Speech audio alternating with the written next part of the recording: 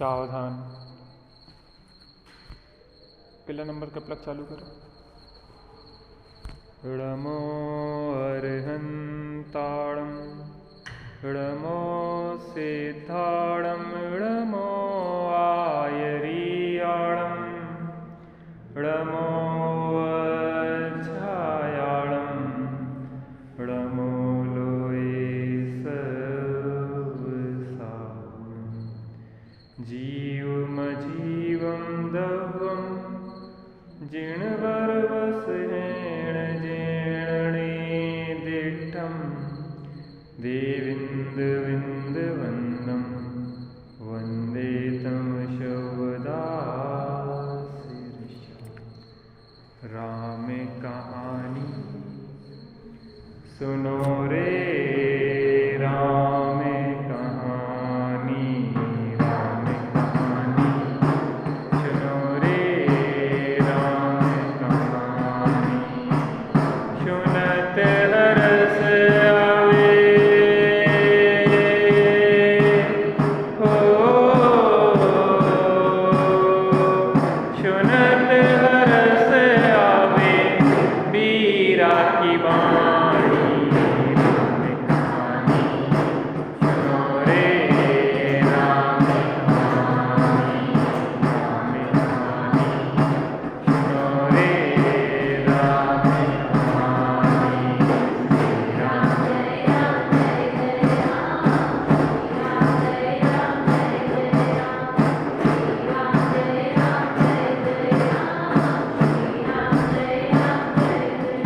दशरथ के राज दुलारे, कौशल्या की आंखों के तारे। ओ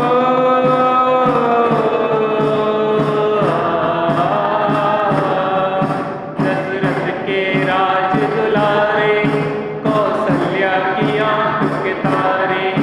वे सूर्य वंश के सूरज, मेरठ कुल के उजियारे।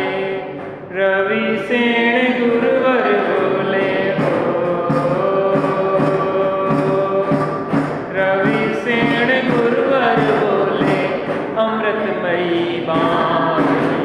राम कहानी सुनो रे राम कहानी, राम कहानी सुनो रे राम कहानी।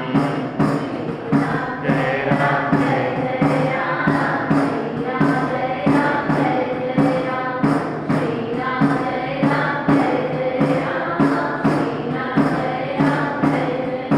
वज्रवर्त धनुष घर करके रघुलाए सीतावर के। ओ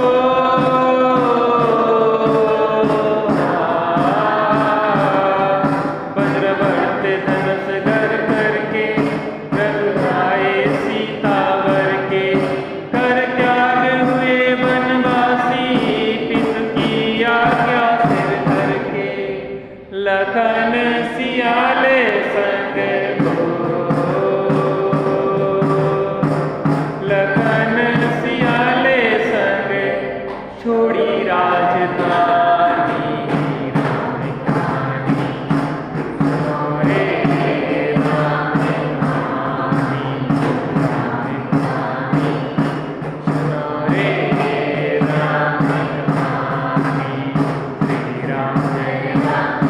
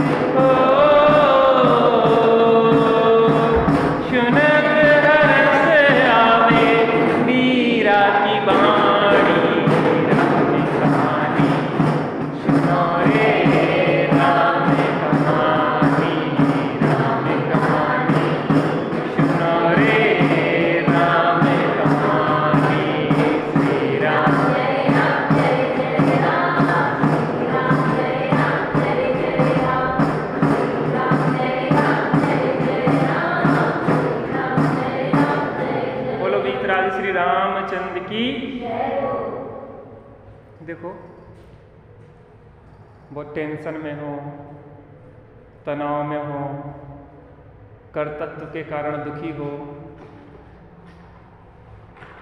तो भक्ति सहाय होती है। उपयोग को पलटना हो। कई बार क्या होता है, कुछ दुर्विकल्प ऐसे चलते रहते हैं कि अपन उसको बहुत प्रयास करें दूर करने का, लेकिन वो हटते नहीं, अंगद के पैर की तरह डटे रहते हैं। उसके लिए उपयोग को पलटना ही उपाय है। क्या करना उपाय है? उपयोग को पलटना। मैंने पहले चर्चा की थी कि अपन स्वाध्याय करें ना, स्वाध्याय में उपयोग इतनी जल्दी नहीं पलटता। शायद 1 घंटा निकल जाता और हमारे कान में एक भी शब्द नहीं पड़ता। पता, कहीं कोई घटना घट गई है, किसी ने कुछ कह दिया है, कोई बात हो गई है, तो वो चीज़ घूमती रहती, यहाँ प्रवचन चलते रहते और यहाँ वो चीज़ अपनी चलती रहती। उसके पहले अगर भक्ति हो जाए, हम जहाँ भी जाते एक भक्ति लेते, कोई भी स्तुति पाठ ले लेंगे, समता षोडशी, शांतनाष्टक, निर्ग्रंथता की भावना आदि, कोई भी पाठ ले लेंगे। उससे क्या होता है, व्यक्ति को एक भूमिका बन जाता है। वो बाहर में भटक रहा था ना उपयोग, वो वहाँ से समेट के यहाँ आ जाता है और फिर यहाँ पे उसका उपयोग लगता है। तो पहले उपयोग को पलटना होता है। दुर्विचार से सद्विचार की ओर लाओ, दुर्विकल्पों से सद्विकल्पों की ओर लाओ और फिर उससे भी स्वरूप के आश्रय निर्विकल्पता की ओर जाओ। सच्चा धर्म तो वही। लेकिन सर्वप्रथम भक्ति हमारे उपयोग को पलटने में सहायक होती है। ये भक्ति हमें मुक्ति की ओर ले जाती है परंपरा से, और भेद भक्ति से अभेद भक्ति की ओर हम बढ़ते जाएं। जीवन में बहुत आनंद है। देखो, उपयोग को कुछ काम चाहिए, इसलिए आचार्य देव ने 6 आवश्यक बताए, 6 आवश्यक कर्तव्य। व्यक्ति को व्यस्त रहना चाहिए। कोई एक अच्छा कार्य लोक में भी, माने अपन कोई अच्छा लक्ष्य रखें। आजकल के बच्चे पढ़ाई में लगे रहते हैं। ठीक है, पढ़ाई किया है तो कुछ अच्छा काम करो, समाज के लिए, अपने लिए, देश के लिए अच्छा काम करो, लेकिन उसमें उलझ ना जाओ।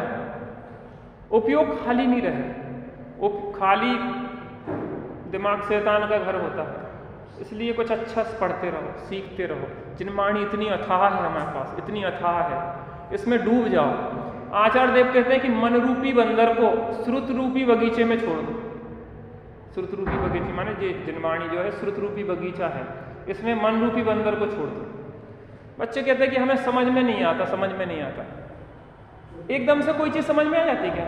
आपको स्कूल की भी पढ़ाई है तो शुरू में बच्चा 4-6 महीना तो रोध हो के जबरदस्ती बिठाल के उसको भेजा जाता, तो भी समझ में नहीं आता। धीरे धीरे समझ में आता। और यहाँ सोचते कि पहले दिन आया हमारी तो समझ में नहीं आता, हम तो भाग जाएंगे। ये धर्म का क्षेत्र ऐसा है कि फटाफट 1 मिनट में समझ में आ जाते हैं। समझते समझते ही समझ में आता है। रुचिपूर्वक समझे। जिस चीज़ तो ऐसी है कि एक बार समझ में आ जाए, फिर और कुछ इसके अंदर बैठने वाला नहीं है। इतना आनंद है जीवन। तत्व को पढ़ो, सुनो, समझो, तत्व उपलब्धि के लिए प्रयासरत रहो। थोड़ी देर शांति से बैठो, बिल्कुल बैठने का अभ्यास करो। मन भगेगा, यहाँ वहाँ भटकेगा, इसको रोको रोको रोको। धीरे धीरे मन स्थिर होने लग जाएगा, फिर यही आनंद आएगा, कहीं बाहर जाने का भाव ही नहीं होगा। युद्ध, जीवन भी एक संग्राम है और यहाँ भी एक संग्राम चल रहा है। कई चीजें ना चाहने पर भी करना पड़ती है। रामचंद्र जी युद्ध नहीं चाहते थे, फिर भी करना पड़ा। उन्हें क्या विचार किया था कि सीता को कोई हरण कर लेगा, कि क्या होगा क्या नहीं होगा। दंडक वन में सोच रहे थे शांति से कहीं कुटिया बनाएंगे, माताओं को भी ले आएंगे, अब शांति से रहेंगे यहाँ पे। लेकिन उन्होंने क्या सोचा था कि इस प्रकार से सीता का हरण होगा, फिर हम भटकते रहेंगे, कहाँ पहुँचेंगे, लंका लड़ाई झगड़ा, लड़ाई युद्ध चल रहे हैं। जिंदगी में बहुत सारे नाटक ना चाहने पर भी करना पड़ेंगे, लेकिन उसमें अटकना नहीं है। बस शादी करना पड़ जाए। कुछ लोगों की शादी करने की भावना होती है और नहीं होती है, कुछ लोगों की भावना नहीं होती है फिर भी हो जाती है। कुछ लोगों ने सोचा हम तो ब्रह्मचर्य से रहेंगे, शादी तो करना नहीं, झंझट में फंसना ही, लेकिन फिर भी हो जाती। तो अब रोगे क्या? उसमें शांति से धर्म ध्यान कर। काम तो एक ही करना है, धर्म ध्यान करना है, स्वानुभव करना है, अपने निर्भव को सफल करना है, चाहे वो घर गृहस्थी में रह के कर लो, चाहे ब्रह्मचर्य लेके कर लो, आर्य का दशा धारण करके कर लो, मुनि दशा धारण करके कर लो, या सदगृहस्थ बन के कर लो। काम वही करो, बाहर के देश से नहीं होता है अनुभव, अंदर में स्वरूप की स्थिरता से अनुभव होता है, आनंद आता है। युद्ध चल रहा था तो यहां पे अपन ने देखा कि नल नील ने किसको मार दिया था? हस्त और प्रहस्त को। यहां पे राजा श्रेणिक ने गौतम स्वामी से पूछा कि हस्त और प्रहस्त इतने बलशाली सेनापति थे और इन्हें नल नील ने क्षण मात्र में मार दिया, ये कैसे हो गया? तो उन्होंने कहा कि इनके पूर्व भाव का बैर चल रहा है। तुम लोग कल नहीं थे ना, इसलिए हम कथा सुना दे रहे थोड़ी सी, है ना। एक नगर था कुश स्थल, क्या नाम था उसका? कुश स्थल। वहां पे 2 ब्राह्मण सीधे साधे भोले भाले भाई रहते थे। तुम भी नहीं थे कल, गड़बड़ है तुम लोगों का। उन 2 भाइयों का नाम था इंधक और पल्लव। वो खेती करते थे, अत्यंत निर्धन थे लेकिन संतोषी थे। एक बार एक सदगृहस्थ का समागम, जैन सदगृहस्थ का समागम मिला और उसके उद्बोधन से उन्हें कुछ बोधि की प्राप्ति हुई। तो जीवन में अब भोला भालापन था, अब वो सरलता की ओर अग्रसर हो गए। एक बार क्या हुआ, वहां के जो राजा थे उन राजा ने उस नगर के ब्राह्मणों को भोजन करवाया। सभी ब्राह्मण पहुंचे, इंधक और पल्लव भी पहुंचे और बाद में सभी को दान आदि दिया। तो जो दान सामग्री दी गई थी उस पे इन लोगों की लड़ाई हो गई। इंधक और पल्लव तो सीधे सच्चे थे, वे खड़े थे बेचारे एक तरफ, लेकिन उन लोगों का इतना झगड़ा बढ़ा कि वो 2 ब्राह्मणों ने इन इंधक पल्लव को भी बेकसूर को मार डाला। सीधे सच्चे थे, इनको भी मार डाला। यहां से इनका मरण हुआ तो कहां पहुंचे? मध्यम भोग भूमि पहुंचे। मध्यम भोग भूमि से कहां पहुंचे? स्वर्ग पहुंचे। और स्वर्ग से कहां पहुंचे? नल और नील हुए किष्किंध नगर में। अब जो ब्राह्मण थे ना जिन्होंने मारा था, वो भ्रमण करते करते करते अनेक योनियों में भ्रमण किया, फिर एक तापस का वेश धरा, फिर अरिंजयपुर में राजा अग्नि कुमार के पुत्र हस्त और प्रहस्त हुए। बाद में यह रावण के सेनापति हुए और पूर्व के वेरभाव के कारण हस्त और प्रहस्त को नल और नील ने मार दिया। ये पूर्व की बहुत सारी कनेक्शन चल रहे हैं चिद्रूप। पिछले जन्म में भी अपन साथ में थे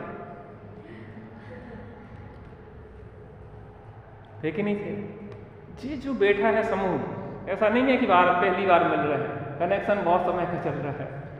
लेकिन रागात्मक कनेक्शन भी तोड़ने लायक है और द्वेषात्मक भी कनेक्शन तोड़ने लायक है। हम सदा मिलते रहें ऐसी भावना नहीं भाव, हम कभी ना मिलें, पर ऐसे मिले कि फिर बिछुड़े नहीं। इन पर्यायों में भटकते हुए ना मिले, लेकिन सिद्ध दशा में ऐसे मिले कि एक में बसते आप अनंत काल तक सब मिल जाए। बस नल नील ने आगे हिसाब रखा कि नहीं रखा? अकाउंट क्लोज कर दिया नल नील ने, क्योंकि मोक्ष ही चले गए। अब आगे हस्त प्रहस्त को कोई मौका नहीं है कि इन्हें मार पाए, क्योंकि इन्हें मृत्यु को ही मार दिया जो मारने वाली थी। अब क्या हुआ, हस्त प्रहस्त का जैसे ही मरण सुना तो राक्षस वंशी बहुत कुपित हुए। दूसरे दिन फिर से युद्ध प्रारंभ हुआ। तो राक्षस वंशी मारीच ने संताप को मारा, वानर वंशी नंदन ने जर को मार डाला, सिंह जगन ने प्रस्थित को और उद्यान ने विद्युत को, और इसके साथ सूर्यास्त हो गया। तो उस दिन का युद्ध समाप्त हो गया। फिर युद्ध शुरू हुआ, चलते जा रहे हैं दिनों दिन। फिर उसके बाद सुग्रीव और हनुमान युद्ध के लिए आए और हनुमान अपने हाथियों के बने हुए, जिसमें हाथी जुते थे, ऐसे रथ पे सवार होके, और हनुमान के सामने कोई भी नहीं टिक पा रहा था। लगातार बाणों की वर्षा किए जा रहे थे। हनुमान ने माली को मार डाला और हनुमान ने वज्रोदर को भी मार डाला, और रावण का जो पुत्र था जम्बू माली, उसको भी रथ विहीन कर दिया। जो रावण थे, हनुमान उनके पास गया और महोदर से युद्ध करने लगा। महोदर नाम का जो वहाँ रावण का के साथ लड़ रहा था, उसके साथ युद्ध करने लगा।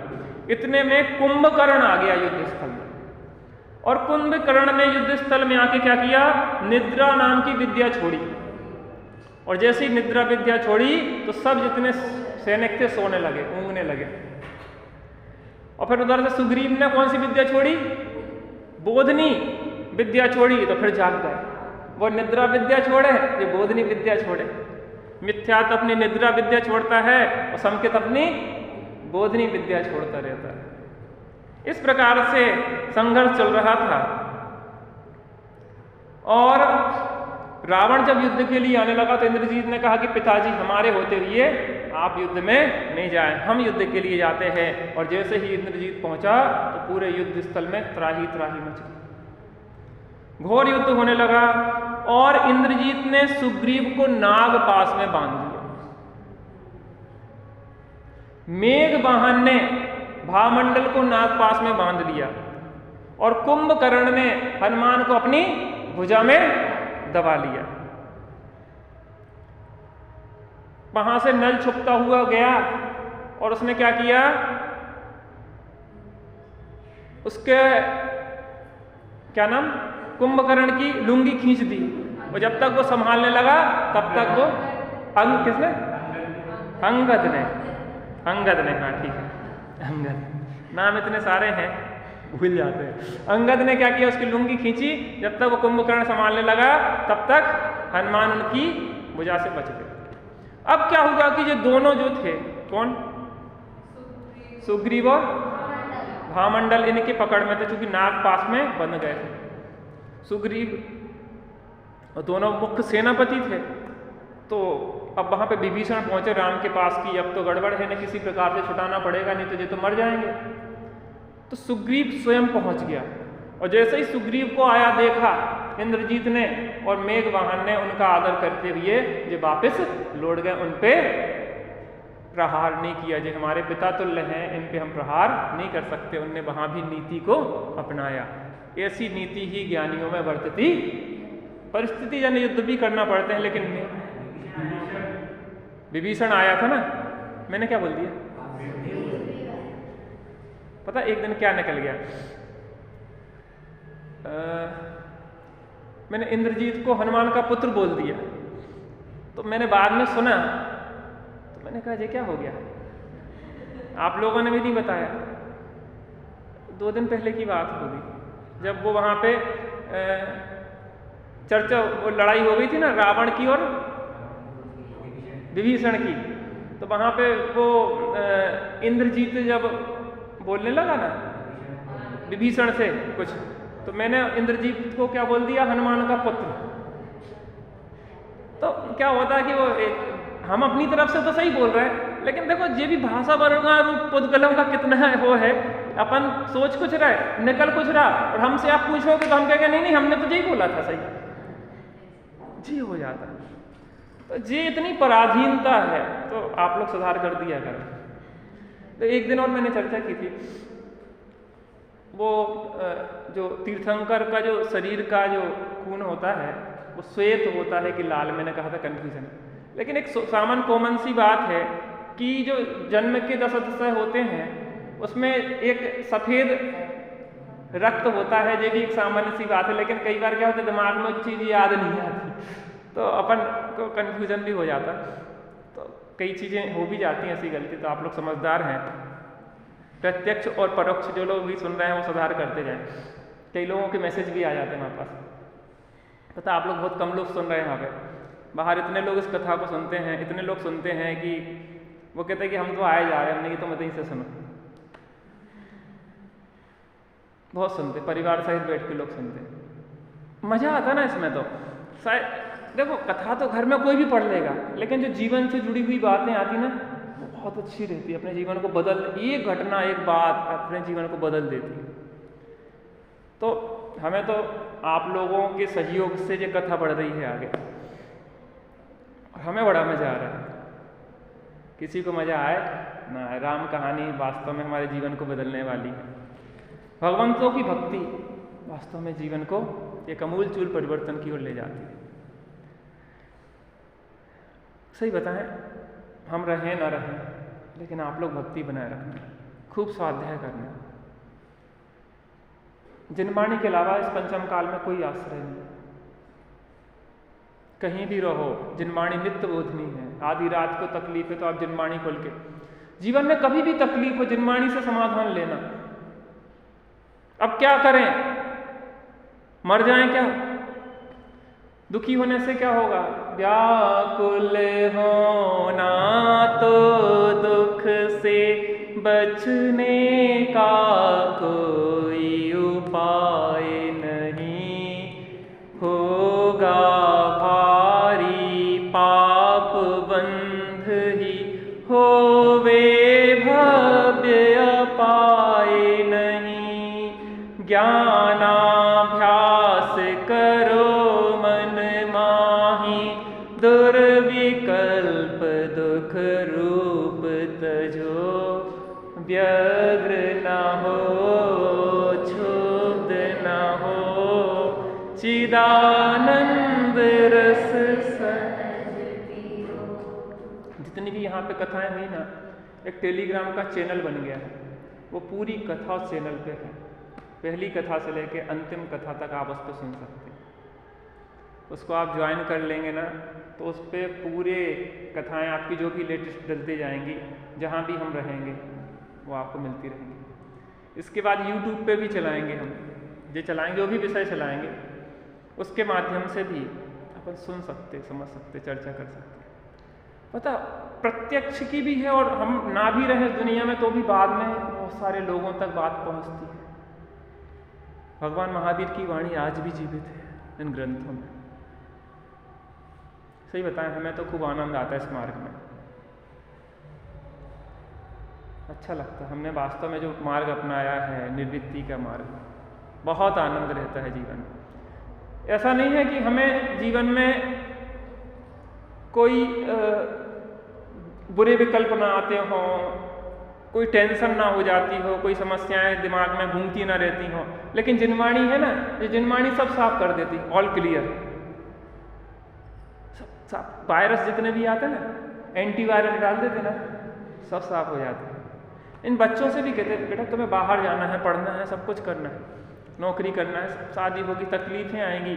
सीता सती को किसने सहयोग दिया? जिनवाणी ने तो दिया। वहाँ कोई राम नहीं थे, ना कोई और भी था, जिनवाणी थी। अंजना को किसने सहयोग दिया? चंदनमाला को किसने सहयोग दिया? अनंगसरा को किसने सहयोग दिया? बताओ, ये जिनवाणी है। तुम्हें माता पिता तुम्हें दहेज में जो देंगे तो देंगे, लेकिन हम तो जिनवाणी दे रहे हैं जो सदा आपके काम आएगी। दहेज तो चला जाएगा, लेकिन जिनवाणी हृदय में होगी वो कहीं नहीं जाएगी। हमें तो इतना प्रेम लगता सब बच्चों से, इतना प्रेम लगता कि हमें लगता हमारे सब बच्चे, सही हृदय से बता रहे। जितने भी कोई भी बच्चा कहीं भी दिख जाए, रोड पे जाता भी दिखे, अरे सब अपना हित करें भैया, कल्याण करें, अच्छी बात को सुने, समझें। रोड पे भी जा रहा तो हम टोक देंगे बेटा आया करो ना। हमें कुछ उससे मतलब नहीं कि हम सुना रहे या हम हमसे सुनो या कुछ, लेकिन जिनवाणी से जुड़ जाए एक बार। जो बच्चे बाहर पढ़ते हैं ना, हमें लगता है कि बेटा इतनी सारी घटनाएं घट रही, आत्महत्या कर रहा है, तुम आत्महत्या नहीं करो। जीवन में अकेले बहुत संघर्ष, पहले तो पूरा एक संयुक्त परिवार होता था विकास भैया, तो बहुत सारे सहयोग होते थे, माता पिता दादा दादी सब रहते थे, कोई समस्या आती तो सब साथ में मिलकर संघर्ष को लड़ते थे। लेकिन आज तो हम अकेले हैं, जो दोस्त वगैरह हैं वो भी उल्टी सीधी सलाह देने वाले हैं, वहां कौन सहयोग देगा? जी जिनवाणी ही तो है। इससे जुड़े रहेंगे, जीवन बहुत अच्छा होगा।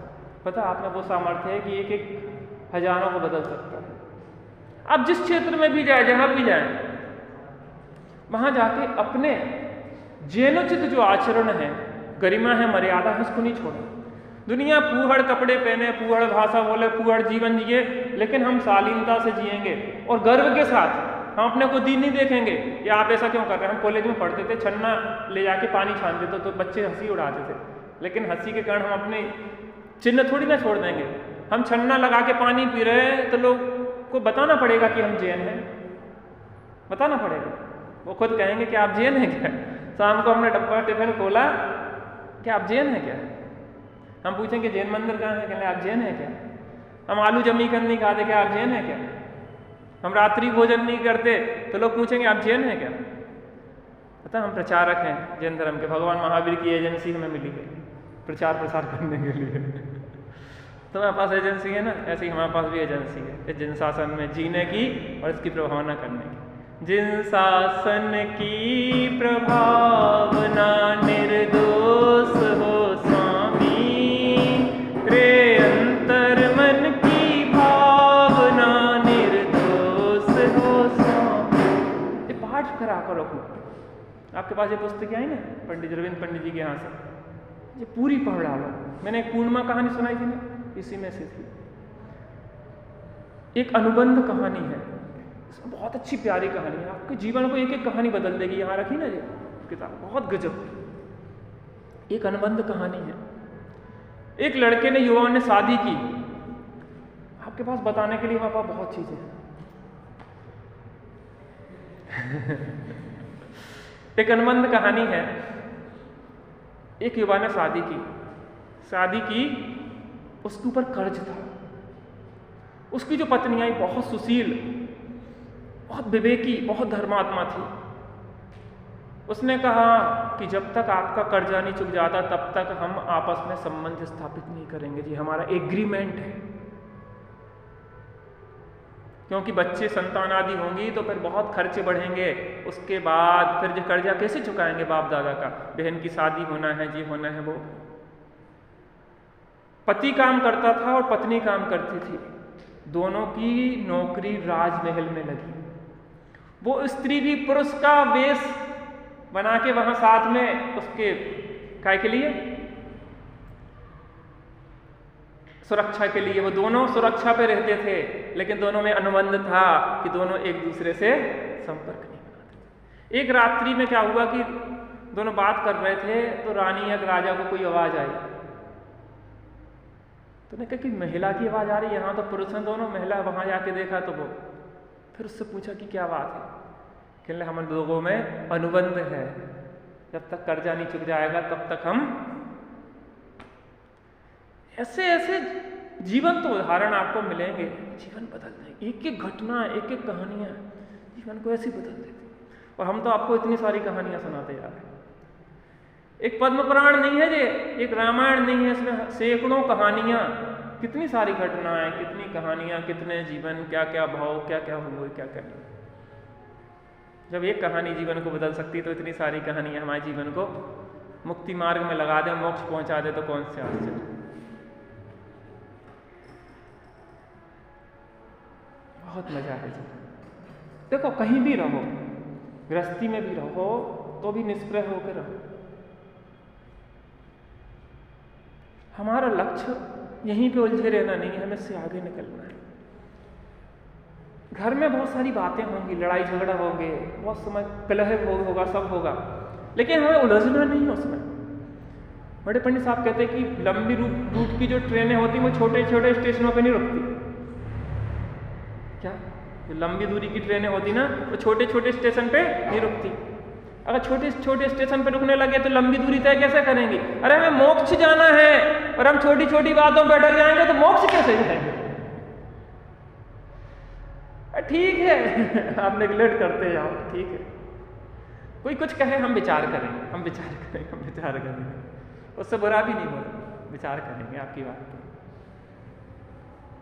कर लेंगे विचार। आप अपने विचार व्यक्त कर रहे हैं, जरूरी थोड़ी ना कि हम सब मान लें। हम तो जनमानी जो कहेंगे वो मानेंगे, सब बातें नहीं मानेंगे। तो यहाँ पे विभीषण पहुंचे तो यहाँ पे इंद्रजीत ने उनका सम्मान किया, वो वापस चले गए। सुग्रीव को और भामंडल को विभीषण अपने साथ में ले आए। अब कोई उपाय दिख नहीं रहा था, क्या करें, कैसे इनको बचाएं। नागपास में बंधे हुए हैं और इनके लिए अब एक एक क्षण मृत्यु की ओर ले जा रहा है। हमारी सेनापति से भीन हो गई है। इस प्रकार से विचार करते करते वो रामचंद्र जी के पास पहुंचे। अब देखते हैं यहाँ पृष्ठ क्रमांक 206, छंद क्रमांक 92-92। वीतरागी दे तुम्हारे जय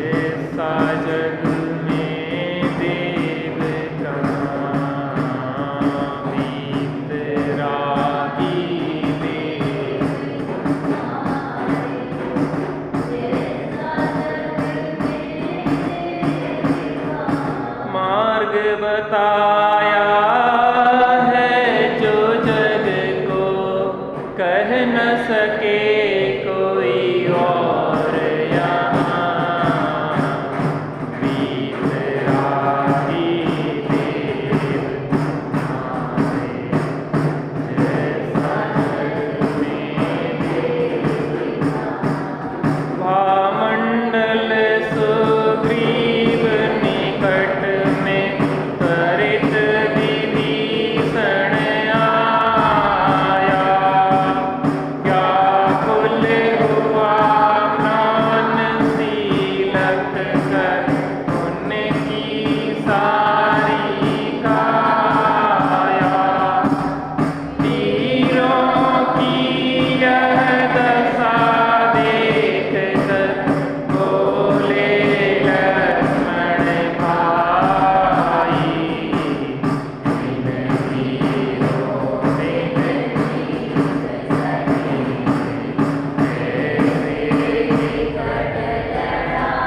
जब सुग्रीव और भामंडल को मूर्छित देखा तो सभी दुखी हो गए। लक्ष्मण कहने लगे भाई, अब इन वीर सैनिकों के बिना हम इतनी बड़ी लड़ाई कैसे जीतेंगे? कहाँ रावण की इतनी बड़ी सेना, महान योद्धा उनके, और अब हमारे यहाँ पे जो मुख्य योद्धा थे, सेनापति थे, वही प्राण विहीन हुए जा रहे हैं। इनके बाद बिना हम कैसे जीत पाएंगे? किया स्मरण गरुड़ेंद्र देव का कंपित हुआ सुरासन। संकट जान राम लक्ष्मण कर आया वह उस क्षण। सिंहवान में भेजा सौंपी राम भद्र को सादर।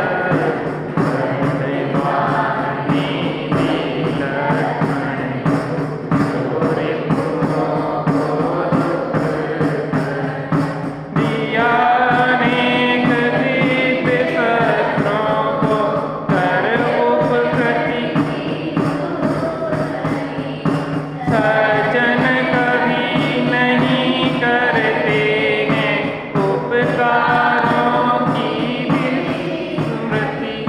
सत्य धर्म के इस जगती में होते सभी सहायक। उसे न कुछ बर्दाश्त कहीं, कहाँ धर्म है गायक। अब विचार ही कर रहे थे तो गरुड़ेंद्र का याद आया। गरुड़ेंद्र कौन था? हमने आपसे कहा कि आप लोग नोट्स बनाया करो। नोट्स बनाने से क्या होता है कि वो पूरा विषय शुरू से लास्ट तक अपने दिमाग में कुछ पॉइंट लिख लो, नाम लिख लो, कुछ घटनाएं लिख लो, पूरा विषय दोहर जाता है। तो वो चीज़ क्या है, विस्मृत नहीं होती। बार बार थोड़ी ना पढ़ेंगे। 900 पेज का पद्म पुराण बार बार पढ़ोगे?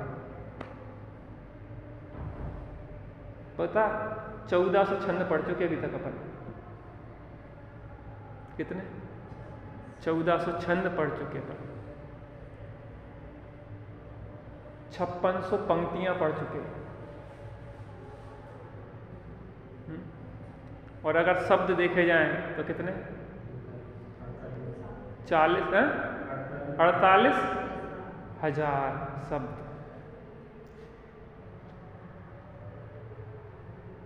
कितने सारे सिद्धांत सीखे अपन ने? सीखे कि नहीं सीखे? कथा तो एक माध्यम है बतेसी की तरह, हमें तो सिद्धांत पिलाना है। वैसे शायद आप लोग नहीं पीते, लेकिन दवाई बतेसी में रख के पिलाते जा रहे हैं। धीरे धीरे आपकी क्षमता खुद बढ़ जाएगी तो बिना बतेसे की भी दवाई खाने लग जाओगे। तो क्या हुआ? ये कौन था? याद करो। कुलभूषण देशभूषण थे ना, उनके पिता थे। कुलभूषण देशभूषण दीक्षा लेके चले गए, उनके पिता गरुड़ेंद्र बने थे। जब कुलभूषण देशभूषण की सभा में राम लक्ष्मण बैठे थे, तब जब ये लोग जाने लगे तो गरुड़ेंद्र जो पिता का जीव था, उसने कहा था कि कभी अगर जरूरत पड़े तो हमें याद करना। तो राम लक्ष्मण ने कहा था कि हमें ज़रूरत होगी तो हम याद करेंगे। तो अब स्मरण आया कि वो गरुड़ेंद्र सहाय हो सकता है, तो गरुड़ेंद्र को स्मरण किया। तो गरुड़ेंद्र ने क्या किया कि वहाँ पे अपने वंशस्थल पर्वत पे थे ना, वहाँ की चर्चा है। तो गरुड़ेंद्र ने अपने एक दूत को भेजा, देव को भेजा, जिसका नाम था चिंतादेव। उसने विद्याओं के साथ यहाँ पे आया, अनेक विद्या दी। तो उसमें सिंह वाहनी विद्या सौंपी राम को और गरुण वाहनी विद्या सौंपी लक्ष्मण को, और अनेकानेक शस्त्र दिए। कौन कौन से? वरुणास्त्र, आग्नेयास्त्र, वाव्यास्त्र, विद्युत वक्त नाम की गदा लक्ष्मण को दी और हल मूसल राम को दिए। इतने सारे अस्त्र शस्त्र आदि दिए। यहाँ पे एक चीज बहुत सुंदर आई कि जो सज्जन पुरुष होते हैं वो किए हुए उपकार को नहीं भूलते। एक संस्कृत का श्लोक है, ना कृतम उपकारः साधूनाम विस्मरन्ति। मुझे संस्कृत नहीं आती, लेकिन इतना है कि किए हुए उपकार को साधु पुरुष कभी भूलते नहीं है। उसके लिए राई भर भी उपकार पहाड़ जितना दिखाई देता है। पहाड़ हमारे ऊपर कोई उपकार करे ना तो हमें बहुत निभाना चाहिए। सास ससुर माता पिता जिन जिन का उपकार है, कभी भी भले आज उनका हमारे प्रति अच्छा नहीं भी हो व्यवहार, लेकिन हमारी तरफ से बहुत अच्छा होना चाहिए। कदाचित कई बार कुछ लोगों से हमें दूरी बनाना पड़ती, क्योंकि वो उनकी विपरीत सोच चलती है, लेकिन दूर रह के भी उनका हित का सोचते रहो। पता जब भी जरूरत पड़े ना तो हम साथ में खड़े रहें। आज हमारे मित्र पक्ष के लोग शायद हमें वो शत्रु समझते हों, लेकिन कभी भी उन पे संकट आए ना तो हमें खड़े रहना चाहिए। हमारी तरफ से कोई दिक्कत नहीं है, हमारी तरफ से नहीं है, आपकी सोच है। आप चाहे भगवान को पूज्य मानो ना मानो, लेकिन भगवान अपूज्य नहीं होता। अरे आप तो इन भगवान की कह रहे हैं, हम तो आपके अंदर भी भगवान देख रहे हैं। भूला हुआ भगवान है। सही बताएं, स्वामी जी इतने सरल जीव थे, इतने सरल जीव थे, लोग उनके प्रति इतने अपशब्द बोलते हैं। शायद वो अपने लिए खुद के लिए कितना बुरा कर रहे हैं। उन जैसे इतना सरल जीव कि वो किसी के प्रति बुरा नहीं सोचते थे। लोग उनके ऊपर इतने गंदे गंदे भद्दी गालियां पत्र भेजते थे, सब कुछ वो कहते धूल आले भगवान जी। इतने अच्छे व्यक्तित्व थे वो। किसी के प्रति एक तो कमेंट से उल्टा सीधा किया नहीं। उस समय भी लोगों ने खूब गालियां दी जी भर के, काले झंडे दिखाए, पत्थर फेंके। पुलिस ने उन्हें अरेस्ट कर लिया जिनने इनके ऊपर पत्थर फेंके। स्वामी जी ने कहा मैं भोजन नहीं करूंगा, मेरा साधर्मी जेल में हो, मैं भोजन कर लूं। और आज तो ये स्थिति है कि साधर्मी अगर कुछ कह देता है कोई व्यक्ति तो उसको जेल पहुंचाने के लिए जगह जगह की पुलिस लग जाती है। ये कौन सा काल आ गया? अरे हमारे मुनिराज तो करुणा के सागर होते हैं, उपसर्ग करने वाले के ऊपर भी क्षमा धारण करते हैं। वो भी वो धर्म वृद्धि रस्तु। जो दो शब्द कह गए उसके ऊपर पुलिस लग जाए सब राज्यों की, ये कौन सी बात है? अरे कोई अविवेकी है कुछ कह रहा है तो अरे अपन को तो अपनी मर्यादा रखना चाहिए। बच्चा अगर कुछ कह रहा है तो बड़े लोग थोड़ी ना वैसे बच्चे की भाषा बोलते हैं। या अपन को इन चीज़ों से सीखना है। अपने द्वारा कभी ऐसी बात ना हो जिससे कि समाज में कोई विघटन हो, कोई सामने वाले की सोच उसकी है। अपन को तो बड़े प्रेम और प्रीति से उनके प्रति भाव रखना है। जब जरूरत हो हम हमेशा खड़े हैं।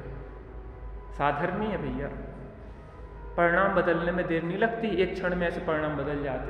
ये सब मोक्ष जाने वाले हैं। अरे रावण भी भविष्य में तीर्थंकर होने वाला है, किसको हम गालियां दें? किसको गालियां दें?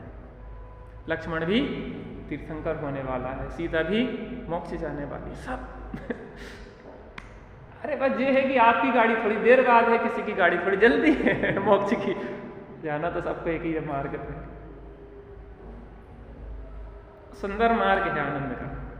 तो किए हुए उपकार को महापुरुष कभी भूलते नहीं भैया, कभी नहीं भूलते। छोटा सा भी उपकार हो ना, अपने माता पिता सास ससुर बड़े सबकी खूब सेवा करना। पता उनकी सेवा से हम व्यर्थ की चीजों से बच जाते हैं। बड़े बूढ़े हो उनकी सेवा करना हो ना बेटा, मोबाइल देखने के लिए टाइम ही नहीं होगा तुम्हारे पास, टीवी देखने के लिए टाइम ही नहीं होगा, फोन पे फालतू की बात करने के लिए समय नहीं होगा। हमें तो सेवा ही के मारे समय नहीं है। पता ब्रह्मचर्य की पुष्टि के लिए वृद्ध सेवा बहुत बड़ी चीज है। बताया है ब्रह्मचारियों को वृद्धों के साथ रहना चाहिए, उनकी सेवा करना चाहिए, उससे ब्रह्मचर्य पुष्ट होगा। वृद्ध लोग कैसे कहेंगे आपसे कि भैया कुछ नहीं रखा, हम सब देख चुके दुनियादारी, शादी भी कर ली, बीवी बच्चे सब हो गए, लेकिन कुछ नहीं देखा। यही है सब संसार। वैसे ही उससे क्या होगा, बार बार आपको ब्रह्मचर्य की भावना पुष्ट होगी। निर्ग्रंथता की भावना अब हो सफल मेरी, बीते अहो आराधना में घर खड़ी। बहुत आनंद है जीवन। जैनी सो दुखी नहीं, और दुखी सो जैनी नहीं। हमारे पास तो इतने सारे अस्त्र हैं भेद विज्ञान के कि हर अस्त्र को चला दो, कोई भी समस्या हो, उन अस्त्रों को चलाओ, कभी दुखी नहीं होंगे। थोड़ा खेद आएगा, लेकिन तत्काल जब भेद विज्ञान करेंगे ना, सब खेद दूर हो जाएगा, प्रसन्नता आ जाएगी एक नई स्फूर्ति के साथ। तो वहां कहा कि जो दूसरे का उपकार करते हैं, उस किए हुए उपकार को कोई भूलता नहीं हो। उस गरुणेंद्र ने उनकी खूब मदद की।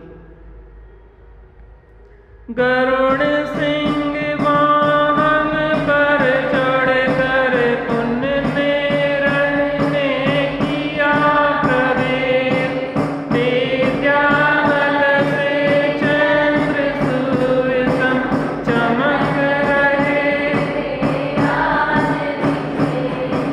देख गरुण वाहन को तत्क्षण छूटे नाग पास के वन, रहते हुए सूर्य के क्या कर सकता द्रग से संबंध। वामंडल सुग्रीव उठे कल मानो निकले, क्रमदित हुए सकल के चरण, मन की दुशंकाएं तोड़, बंधन मुक्त उन्हें सुन करके लड़ा शत्रुओं को आघात, मानो असमय में निज सर्व पुण्य भाव भी पर आश्रित हैं, उनमें धर्म नहीं होता। ज्ञान भाव में निज परिणति से बंधन कर्म नहीं होता। निज आश्रय से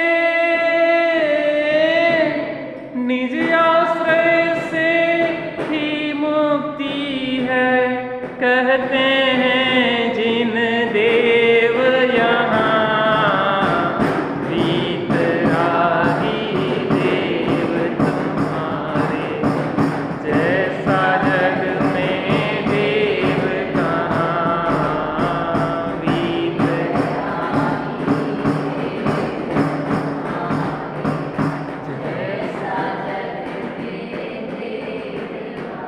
अब क्या हुआ कि गरुण और सिंह वाहन पर चढ़कर उनने रण में प्रवेश किया, और वह आज चंद्र और सूर्य की तरह चमक रहे थे। और उस गरुण नामक विद्या से इन दोनों के क्या हुए, नागपाश से दोनों मुक्त हो गए। कौन मुक्त हो गए? सुग्रीव और भामंडल। जैसे कोई सोता हुआ व्यक्ति जागता है और ऐसे उठ के खड़े हो गए। कहाँ हैं शत्रु हमारे, अभी देखते हैं। और जैसे ही रावण ने और उनकी सेना में जो पता पड़ा कि ये फिर से स्वस्थ हो गए हैं, तो फिर उनके अंदर विषाद छा गया। कोई दुखी हो जाता है और कोई प्रसन्न हो जाता है, किसी को खुशियां मिलती हैं और किसी को दुख। वास्तव में सुख और दुख से बाहर निकलना, हर्ष विषाद से बाहर निकलना होते एक आत्मा का आश्रय। पता हमें मन वांछित अगर कोई चीज़ मिल जाती ना, तो हमें अंदर बहुत हर्ष होने लग जाता है। वो हर्ष भी विषाद को लाता है। हमें सहज रहना चाहिए। किसी भी स्थिति में हम अप्रभावी रहने की कला सीख लें। हम बहुत जल्दी प्रभावित हो जाते हैं। जितना हम अनुकूलताओं में हर्षित नहीं होंगे, अनुकूलताओं में नहीं जुड़ेंगे, उतने ही विषाद में नहीं जुड़ेंगे। ऐसा मानो कि हमें इस मोबाइल की प्राप्ति में जितना हर्ष होगा उसी अनुपात में इसके खोने पे दुख भी होगा।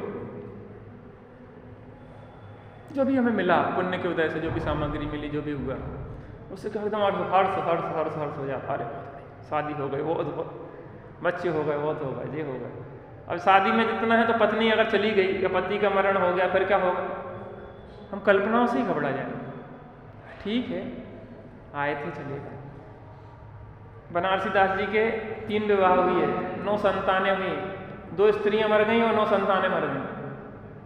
सोचो कि जिस व्यक्ति ने 9 और 2 11 लोगों को कंधा दिया और अंतिम संतान को जब वो जला के आ रहे थे तो किसी ने पूछा कि पंडित जी कहाँ गए थे? कहने लगे एक मेहमान आया था, उसको छोड़ने गए थे रेलवे स्टेशन तक। उसके स्टेशन तक छोड़ के गया। जीवन में इतनी सहजता हो। पता हमारे पिताजी का देहावसान हुआ, तब वो 5 साल वो बीमार रहे तो उनके साथ सेवा करने का हमें सौभाग्य मिला। जब वो गए तो फिर हम रोए नहीं, क्या को रोना, हमारे पिताजी अच्छी जगह गए हैं, बढ़िया आराधना करेंगे और बढ़िया मोक्ष जाएंगे परंपरा से, क्रम से, काय के लिए रोए? वो रोए जिन्हें शंका हो कि कहाँ गए होंगे। पूरा जीवन उन्होंने ईमानदारी से जिया, अंत में हमने धर्म ध्यान पूर्वक जीवन जिया, शांति से, कभी किसी के बुरा नहीं सोचा, सबके लिए भला सोचते थे। सही होता है, लोगों ने ठग भी लेते थे, कुछ नहीं है, चलो छोड़ो। अपने ठगाए जाने में नुकसान नहीं है, अपन दूसरे को ठगेंगे तो नुकसान होगा। मायाचारी से हम त्रियंच में जाएंगे, लेकिन हमें जो ठगेगा उसका नुकसान है, हमारा क्या गया? हमारा कुछ जाएगा क्या? हम दूसरे को ठगते तब हमारा नुकसान होता है। हम दूसरे को नहीं ठगते, हम अपने को ठग लेते हैं। और अपने को ठगने से बचना हो तो वास्तव में दूसरा ठगता रहे हमें, लेकिन हम किसी को ठगने का भाव नहीं करें। आत्म राम आत्म राम